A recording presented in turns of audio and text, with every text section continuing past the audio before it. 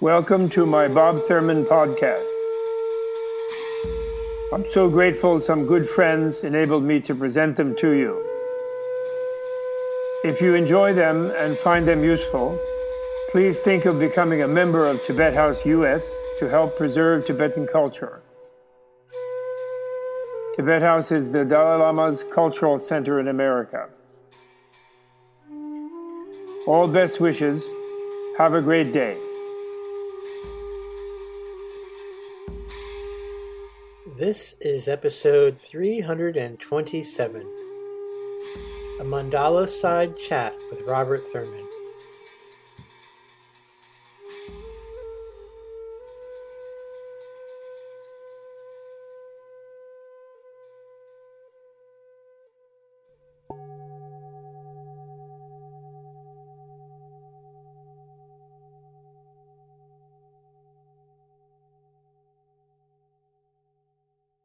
Hi, everybody. Here I am again.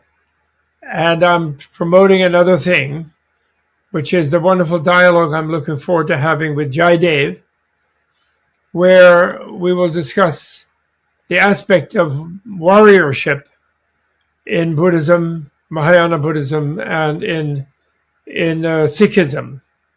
Sikhism, a kind of enlightenment religion of its own, on its own merits, without necessarily anything from Buddhism, but perfectly leading to enlightenment, just like Buddhism, and with the aspect that after several generations of leadership of gurus, after Guru Nanak, who founded it very bravely in the midst of the Hindu-Muslim conflict of those days, after 3 or 4 of them had been tortured and destroyed by Islamic rulers, then finally one of the gurus, I think Gobind Singh, he decided they had to defend themselves.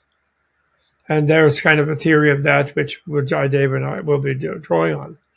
And I wanted to say, because, for example, maybe people have come to know that I'm quite excited about Ukraine. And I am that way because of my love of democracy and the democratic side and aspect of America. And also because I was thinking about Tibet and the horrible ethnocide, if not genocide, of the Tibetans by the Chinese through the ideological vehicle of communism, communist dictatorship, but really just a power thing. Chinese. There was one famous Chinese historian who had emigrated to Japan and was able to speak freely, and he had a meeting, I think, once with Jiang Zemin during Jiang Zemin's tenure as the premier, as the head of China after Deng Xiaoping. So that would be in the late 80s, early 90s. And he asked this famous guy, whose name I'm not remembering, what was his capsule theory of the history of China. And he said, "Churan," which means eating people, meaning that the Chinese Empire expanded by devouring minorities and other tribes and other people with other dialects and languages on the boundary, the so-called taming or civilizing barbarians and turning them into Chinese, Sinicizing them. And that's the history. It's eating people. He said. That didn't make him any more popular, of course. But I realized I didn't have my mic on. I don't know if you got that. Oh God, let me start again. Okay, well, I'm back. Here's Bob Thurman. I'm back again. I had turned off this microphone. So sorry. But it worked anyway. Okay. So anyway, what I want to talk about, and what I'm going to talk about, I'm going to talk about from the basis of the range of the Bodhisattva, a Mahayana Sutra, in which the Buddha he dialogues with actually a Jain Bodhisattva. He's a Bodhisattva who is showing the pluralism sort of integral to Buddhism anyway from the beginning. He dialogues with the Jain, someone who's a member of the Jain religion, but who is a bodhisattva. That is to say, is a recognized person who wants to save all beings by becoming enlightened. and then having the ability to save them all, and accepted as a high developed bodhisattva by Buddha. And in dialogue with him, he comes up with the theory of ethically legitimate self-defense. And what ethically legitimate self-defense is it is when, and the case that is discussed, and Buddha's ethical precepts are always based on specific situations, because every situation is unique in a way. It's acknowledging that. And the specific situation is the invasion of your country by a power that wants to do you harm, and you and your people harm, and wants to, assimilate you. And in that case, it is ethically defensible, according to the nonviolence code, to defend yourself with violence, as surgical as you can make it, if you have the power to do that. That is to say, if the enemy is sort of rashly invading you when they don't really have the ability to subdue you or people, and you can eject them within a reasonable period of time without too much devastation, and then you should eject them, because that will minimize the violence of what would happen had they conquered you and then genocided you, your people. But when you have done that, you don't counter-invade them preemptively. You then show them that you could, and then you impose a treaty or an agreement on them that they mustn't do that ever in the future, and so on and so on. You make your effort to get them to adopt some kind of international agreement. And so that's the under which the Ukrainian self-defense is legitimate, and are arming them to preserve their democracy, their effort at democracy, and their overall spirit of doing that they clearly had, however bad that people will say they are.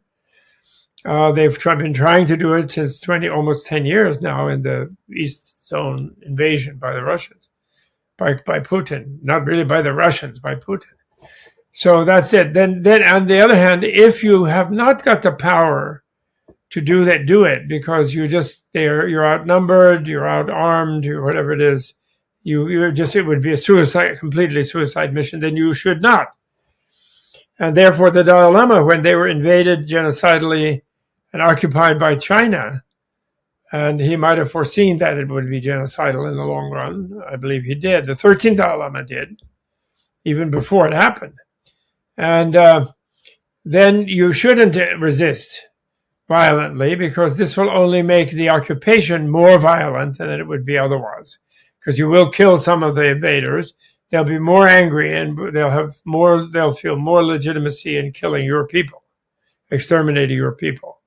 So you shouldn't. That's why, even though the Khambas did try to fight guerrilla war, the Eastern Tibetans, the Dalai Lama didn't ask them to.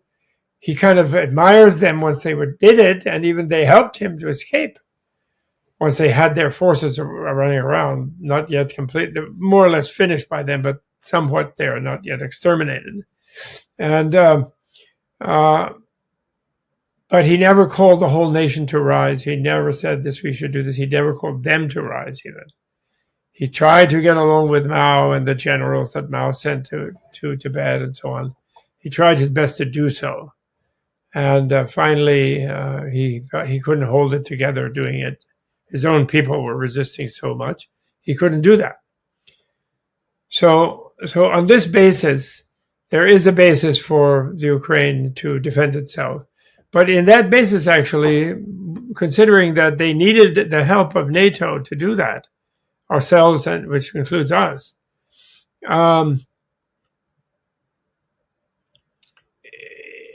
when we don't give them enough to really effectively eliminate the invasion quickly, then we're crossing going into a gray area between, is it not ethical because they won't have the ability to get it done? Or was it ethical because they have the ability to get it done relatively quickly? They had been semi-genocided by the Tsars. They had been badly semi-genocided by Stalin. And Putin has already shown a kind of genocidal intent upon them. So they have every legitimacy, but they should be quick. So it doesn't go in a gray zone, and our stingy dishing out of, oh, we don't want to provoke Russia, blah, blah. Our stingy dishing out of that, just because there's mutual nuclear threat going on, we're not going to really use them, and they're not going to really use them if you're realistic. The nuclear threat is kind of an excuse. And so then we're putting them in unethical territory if we don't give them airplanes, for example, as quickly as we can, now that they need them to do their counteroffensive, where they're going on the offense against the places occupied. They need airplanes. They need air cover. They don't need the fanciest jet, but they need strong air cover. And by withholding that under some fear that they might attack Russia, the point is that's really, we're putting them in a bad and unethical situation. Because if we leave the Russians there, they will continue to destabilize Iran. Stabilize Ukraine, and it will never end. And then it becomes unethical and not nonviolent. But it's leading toward better nonviolence because of NATO having, and you can't blame us for that. Those nations on the border of Russia have experienced being dominated by Russia, and they didn't enjoy it, and therefore they wanted to join NATO. They needed help to defend themselves, and Ukraine is just the latest one that wants that. So that's fine, and Russia should, and then that will liberate the Russian people from this oligarchic, CIA-dominated forces. So this war of liberation that we are backing, self-defense, has an ethical thing in that it's also could liberate the Russian people from their suppression. They're living in fear of the KGB-dominated government. Okay? So that's what it is.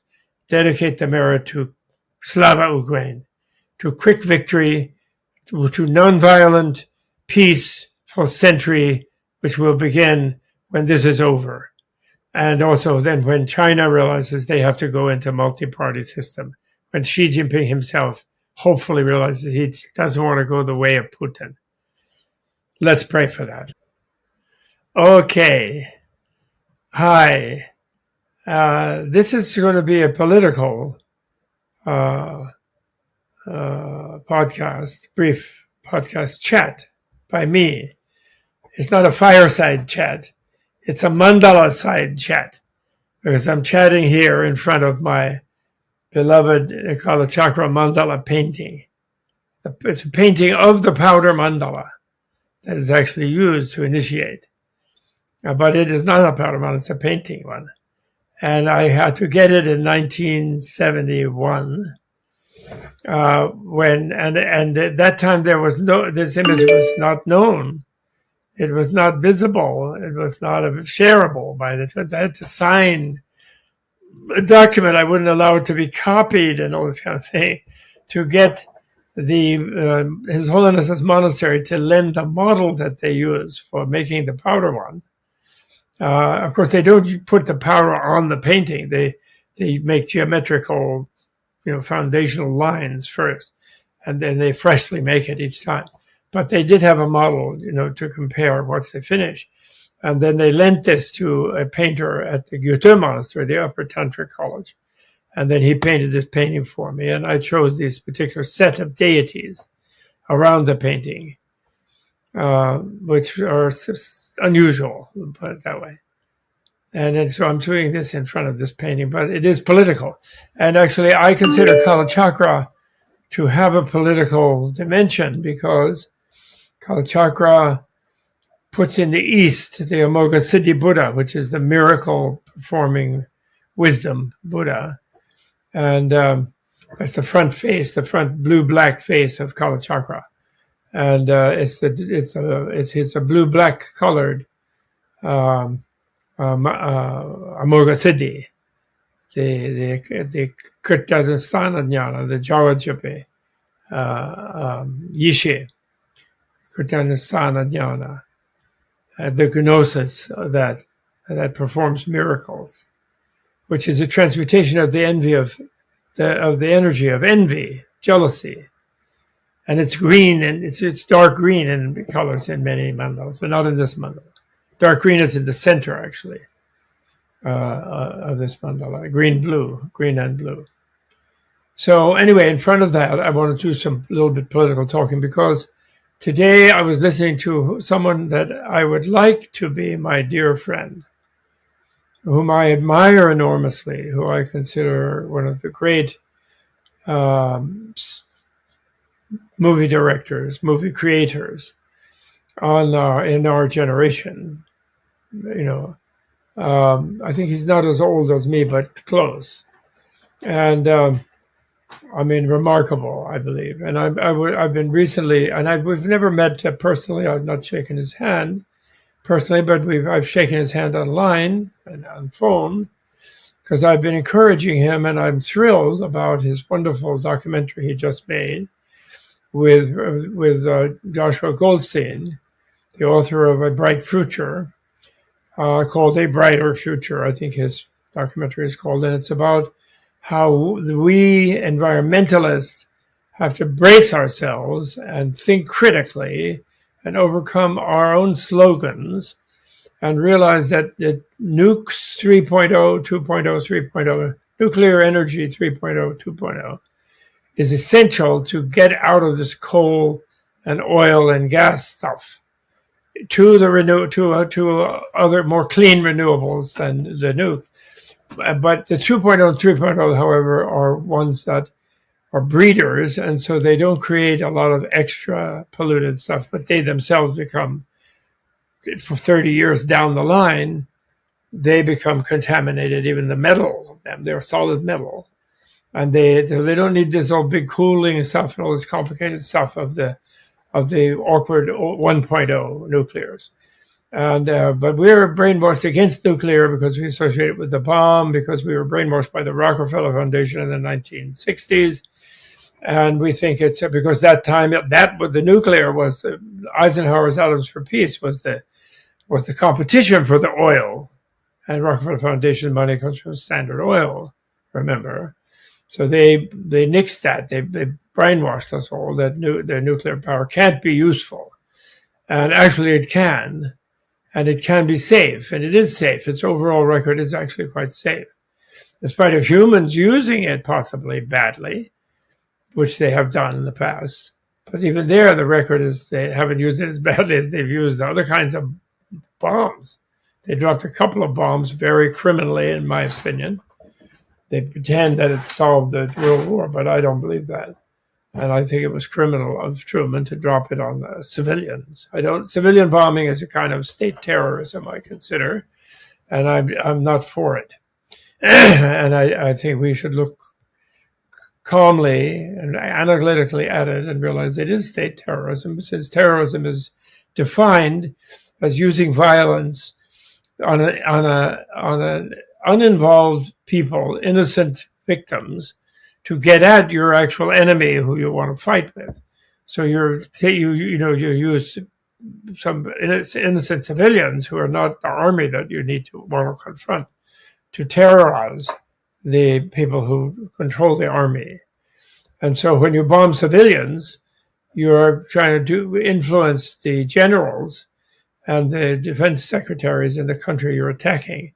But you're harming innocent people who did not declare war on you, and they can't resist their own people. They are just simple civilians in kimonos running around, and dropping A-bombs on them is really criminal, I believe. In the new century, it will be considered criminal, like the current Russian attacks on civilians in Ukraine is criminal. So anyway, I consider him an admired person and a dear friend. And he is an amazing. I watched an amazing interview with a wonderful Friedman, Lex Friedman, where after he got past the issues of Putin, who he was, I feel, deceived by. But he doesn't feel that. He feels Putin as a friend. And I know you can bond with Russians, because I have a lot of Russian friends and I happen to love the people. But I don't like dictators, I must say.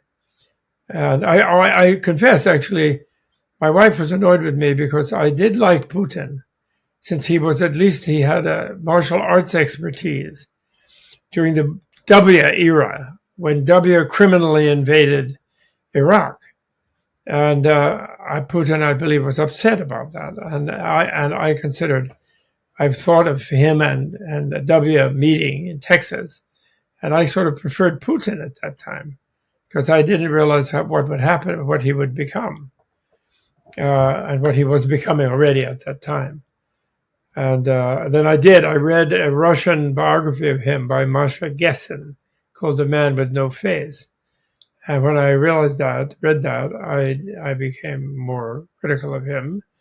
And then when he invaded Crimea and then the Donbass, and then now when he's tried to destroy the entire Ukraine, I'm extremely negative about him. And I feel very compassionate to him because he's causing so much damage to himself, to Russia. Everything he wanted to do the opposite has been achieved, and it's going to get worse. But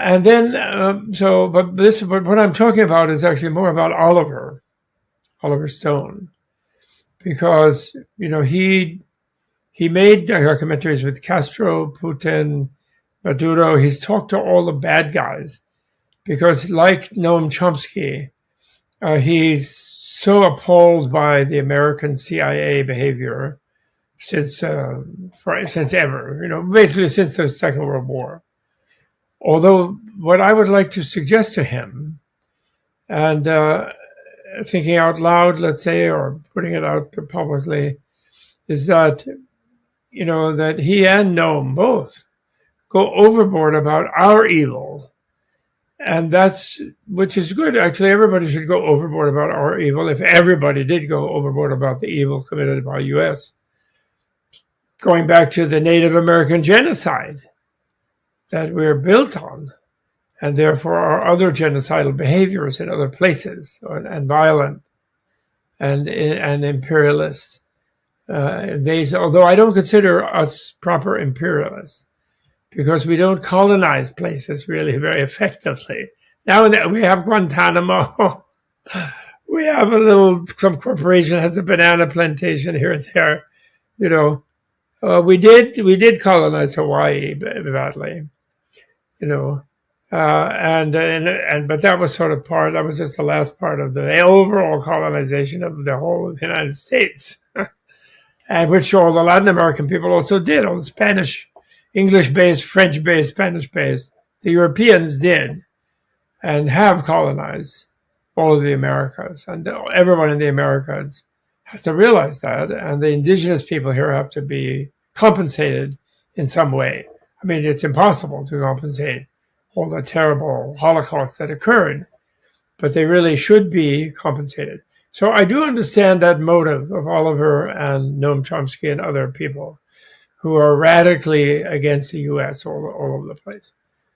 But I think they get stuck then in sort of thinking because nobody, it gets too hopeless, doesn't it, to say everybody's really equally evil all over the world. It seems to almost get too hopeless. It's like it's a political version of the Buddha's first noble truth, or friendly fun fact, which is that the conventional world is inevitably suffering, frustrating, and imperfect, and everything will go wrong. Whatever can go wrong will go wrong. In other words, it's a version of that, and people are emotionally hard. They find that difficult. That first truth of a friendly person, noble person, they find it difficult. So then they want to say, well, maybe the Stalin was better. Maybe Putin is this and that dictator, or China is better. Maybe they need a dictatorship in Venezuela. In Cuba. Maybe they saved the soil from Monsanto by having a dictatorship. I mean, they get to too much glorify equally evil people as our own evil people. So anyway, I want to go back to Gandhi.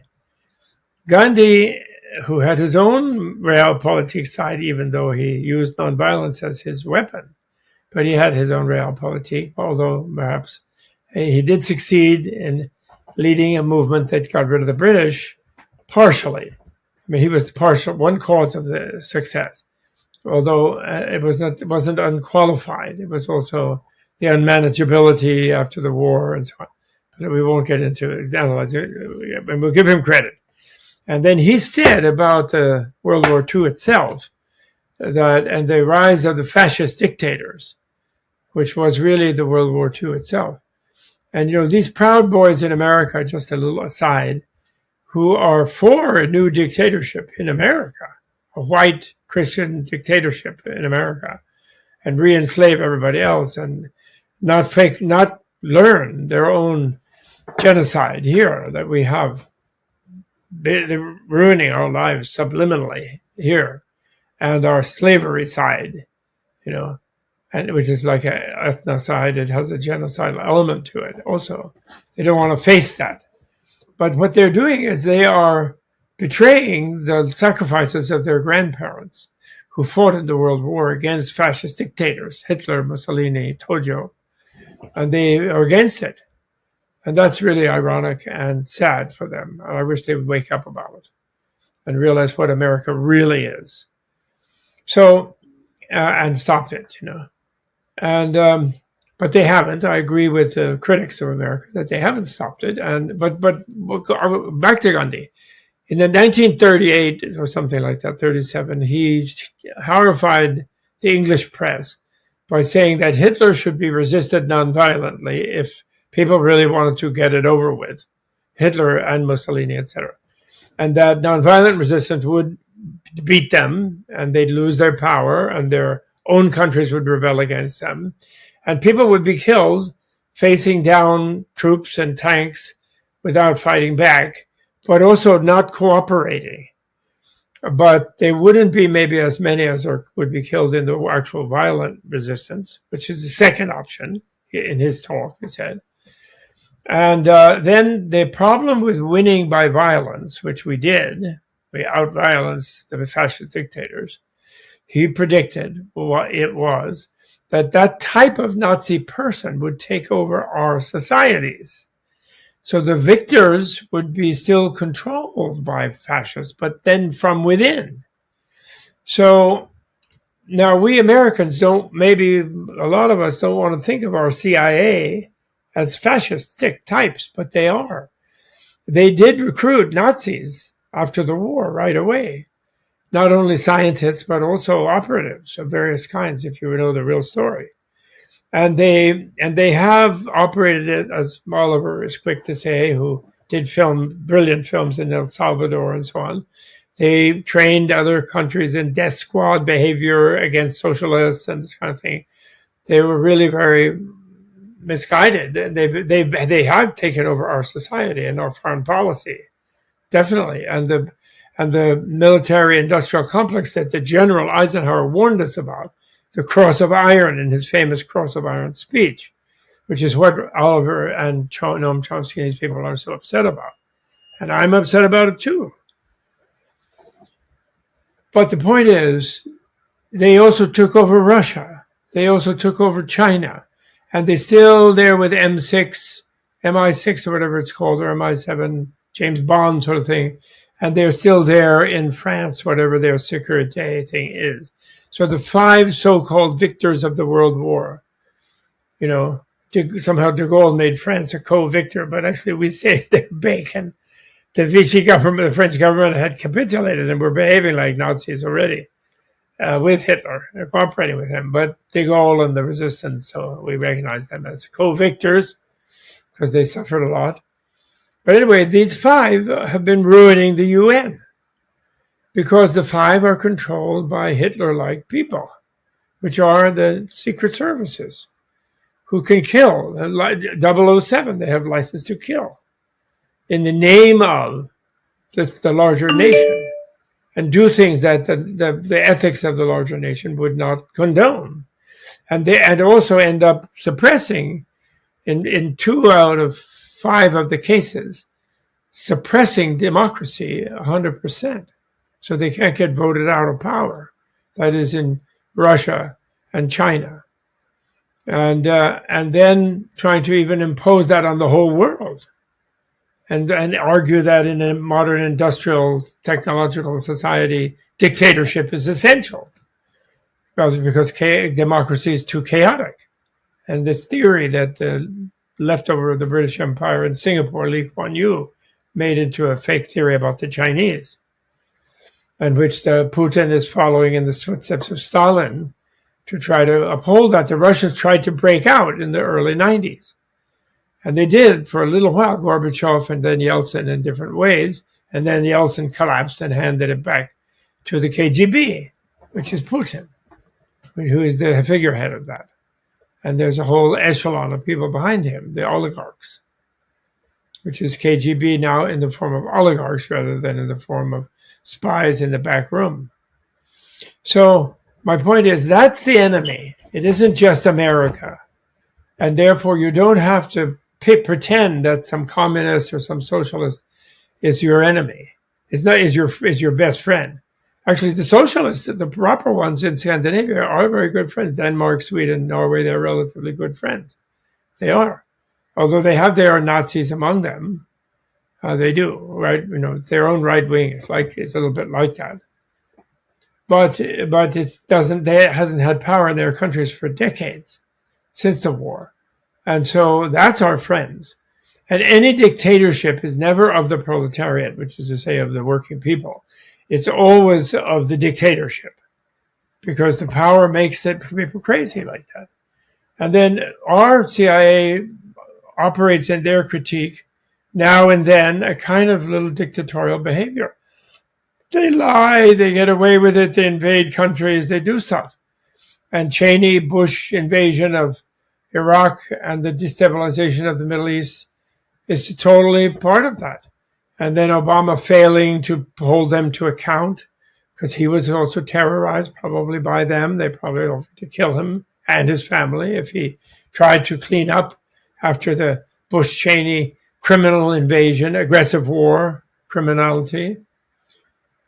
So I'm just suggesting that we turn our critique in all directions equally. And we pick out within the huge nations, we pick out the specific people who are causing the damage. And those will be dictatorial types of fascistic types of people, inevitably. And those people we should go against. And they always try to pretend that other people are. Like the Zelensky Jewish comedian is a Nazi. And, his Yanukovych was the Nazi. His Medvedev was a Nazi. The other people are not. He's the Nazi. Putin, They have to face that. You saw him at a time, and he had a good side. Everybody has a good side. And now it's all bad, and he's killing millions and threatening to kill millions more. And therefore, Biden is not like that. He did say Biden to go a long guy, which has been his history as a senator. He did vote for him. I voted for him too. I didn't want him to run even, but then I did vote for him, of course, because the other one is nothing but a Russian puppet. He's a Putin's man, Trump, paid for by the oligarch, because you can pay for Trump to do anything you want. He's a money creature. And his father was a Nazi. So those people we can point out. So I'm just begging. I want a new documentary from the great, eminent, beloved Oliver that really goes back to Gandhi, and then recognizes that within the democracy, within the chaos of democracies, there is always another side, which gets completely crushed once you have a dictatorship. And there's only one side. And then they have to live at war. They have to live under fear. There's no way not to be afraid, because they are dominating their people in a way that their people don't like, including Chinese people. They don't like to be dominated by dictators. No human being does. They will get into the authoritarian personality, and they'll dominate someone under them, and they'll grovel to the one above them and act like they love it. but to get along. But they don't like it, actually. So Slava Ukraine, I'm saying, because Ukraine and our standing up for Ukraine, our democracy is standing up for Ukraine, is a kind of beginning to get back to Roosevelt, in this case, Eleanor Roosevelt, and the Human Rights Charter of the UN, which our CIA-dominated foreign policy, and all the other four victors of the World War dominated foreign policies, with their Security Council veto, and their huge arms industries, selling weapons to everybody, all takers to have wars all with each other, as a big value-added industry, although ultimately self-destructive. The Ukraine battle is moving beyond that, and it's people that nobody thought would be able to withstand one of the big superpower machines did so, and given very chintzy help by us relative to what we could have given, which would have helped them clear out the incompetent Russian army very fast and get their land back right away if we'd given them proper support. And the fake thing about the nuclears is fake. Nobody uses nuclears, and that never will happen in the future. Cannot happen. In a way, we use with what radioactive uranium shell casings is a kind of use of nuclear that we did, and we started doing in Iraq, I believe. Company created by Gingrich and people like that, who are these kind of bad people that Oliver and Noam Chomsky are after. Those are the ones. They wish they were imperialists. They behave imperialistically around their own house. And they can be criticized and reform. We can try to reform them. And democracy does kind of reform that knocks them down. Roosevelt knocked them all down for decades and had something going for most of the people. Imperfect, always is. And Eleanor put the right of self-determination in the UN Charter for Human Rights. But the way our foreign policy, CIA-dominated, fascist-dominated foreign policy, has prevented that from ever being enacted, and therefore, and they even when the British Empire had to, our mentor in imperialism, had to liberate countries in Africa, otherwise they insisted, and Asia, they insisted that those countries keep the borders that the imperialists had inflicted on them, which purposely created a divide and conquer situation where different tribes that were not stable to be under one another had to fight for power within a nation state that they hadn't made and hadn't asked for, or they would be not represented in the world. That was enforced even after they were liberated. So it was a way of keeping the imperialists' fingers on them and selling them weapons, actually, to use on each other, to hold them back, actually. Very much a Churchillian strategy, which we unfortunately, Roosevelt, it was like Woodrow Wilson at the end of World War I. He let the German Kaiser king resign with an honorable peace, but then the British made it dishonorable and trashed the whole country and the whole economy, which then pumped up the blowback of the next World War, Hitler in the next World War. And Wilson got sick and died at the end of that and didn't see through his self-determination of people. And some good friends of mine in our own diplomatic thing, oh, no, Bob, don't think about Woodrow Wilson's self-determination. Oh, no, that's so dangerous. No, we'll have thousands of nations in the UN. Well, that would be good. Then we'd have a chaotic democracy, which would be the UN. And that's what we should have. That's what we need to have. A peaceful democracy will relatively be peaceful because people live with less fear in democracy. Except for the security services can still terrify them. But if world government can enforce a world ethic between nations, so that nations are not allowed to be unilaterally unethical and immoral, and consider that good political science, then chaos is okay. Then it's like the Tao Te Ching. You do less from the governments because people will be more peaceful naturally. Nobody wants to park missiles in their kitchen. So this is my appeal for Shambhala, actually. It is. A great being who said in that same interview where they tried to defend Putin with not real conviction, they just kept turning away from the subject and how bad America was, which they tend to do. Because you can't defend him now. Putin is going over the line, long back. And so reaching out to him, he wants good in the world. We are all for good. Shambhala is a vision that there will be good on this earth. It will be in a few centuries in the traditional texts, which I don't believe. I believe it has to be now, soon, in this century, which I think is what Dalai Lama may be saying, but he doesn't even want to talk about the Shambhala prophecy and the sort of the Buddhist Armageddon, you could call it. And it's not like the rapture of the evangelicals where they think God makes a new earth for them. It's where we clean this one up, like the Eastern Orthodox Christians, Russian Christians, Syrian Christians, Serbian Christians. We clean this one up and we stop wrecking it. And we take care of it and we take care of each other. And we can do that now. And we all know each other's needs. We have computers. We have AI even to help us do it. AI can be an immensely useful tool.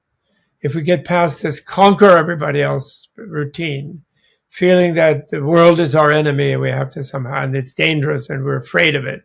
So we have to defend against it or aggress preemptively against it. We have to get past that on the individual level and and this doesn't mean we have to accept some Buddhist theory. We have the Christians have their own Armageddon. They just have to get a better interpretation of it. Stop thinking that Jesus is going to come back like Rambo. The point is, Rambo will become like Jesus is rather what has to happen. Sylvester has to become peaceful, willing to let the other have what they need. Loving the other, that means loving each other. That's what we have to have. Okay? So I want a new documentary on the coming of Shambhala. And of course, I want to be a major interviewee in that documentary. I do. And I have a few others in mind from other traditions also, the more mystical ones. Muslim, they have the Mahdi. What does it really mean, the Mahdi, or the hidden Imam? What does that really mean? Where is that? Where's Allah al-Rahman? Allah, the merciful. Certainly he's not behind war. That's not merciful. Neither is Jesus. Neither was Buddha. Neither was Lao Tzu. So, neither are scientific humanists, who are generally open-minded humanists and not fanatic, dogmatic materialists who work for the Pentagon.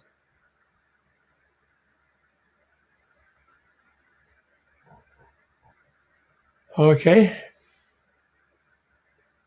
Dedicate the merit of this. May we all attain the vision of the wheel of time and become wheels of time ourselves, and thereby install everybody else in equality with us as wheels of time themselves, to realize that love and bliss and kindness are the way from any one moment, from everyone now. That's Apocalypse Now. Apocalypse Now is not dropping phosphorus bombs in the jungle. Apocalypse Now is being there, caring for everyone, love everyone, telling the truth, facing the truth, and loving everyone. No way out. There's no nothing. We have to take care of everything.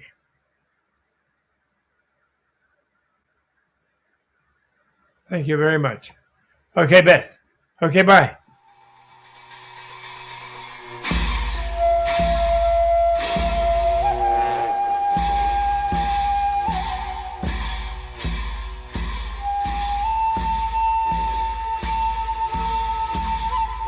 The Bob Thurman Podcast is produced through a Creative Commons No Derivatives license. Please be sure to like, share, and repost on your favorite social media platforms. And is brought to you in part through the generous support of the Tibet House US Mandala membership community and listeners like you. To learn more about the benefits of Tibet House membership, please visit our websites at thus.org, menla.org, and bobthurman.com. Tashi Delek, and thanks for tuning in.